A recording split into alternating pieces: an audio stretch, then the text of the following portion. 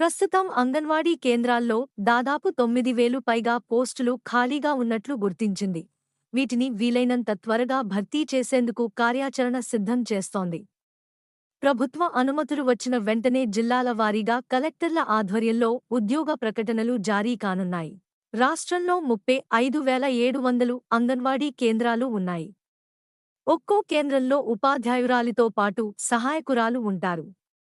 గతంలో ఈ పోస్టుల్లో ఎంపికైన వారు రాజీనామా చేయడం, ఇప్పటికే పనిచేస్తున్న వారికి సూపర్వైజర్లుగా పదోన్నతులు రావడంతో చాలా కేంద్రాల్లో ఈ పోస్టులు ఖాళీగా ఉన్నాయి.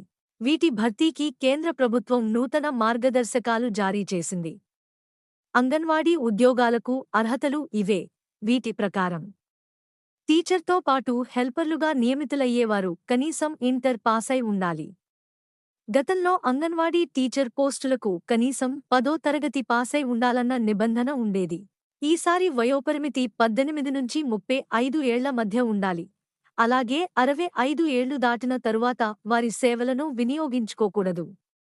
ఖాళీల్లో 50% హెల్పర్లకు పదోన్నతులు కల్పించి భర్తీ చేయాల్సి ఉంటుంది. సూపర్వైజర్ పోస్టుల్లోనూ 50% పదోన్నతుల ద్వారా భర్తీ చేయాలి. ఇందుకు 5 ఏళ్ల సర్వీసు పూర్తి చేసుకున్న టీచర్లను నిబంధనలకు అనుగుణంగా నియమించాలి.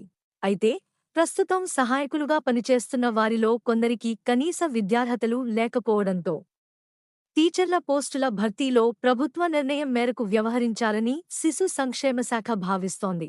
మన ఛానల్కి సబ్స్క్రైబ్ చేసుకోండి, లైక్ చేయండి మరియు కామెంట్ చేయండి. మీ సపోర్ట్ మాకు చాలా ముఖ్యం.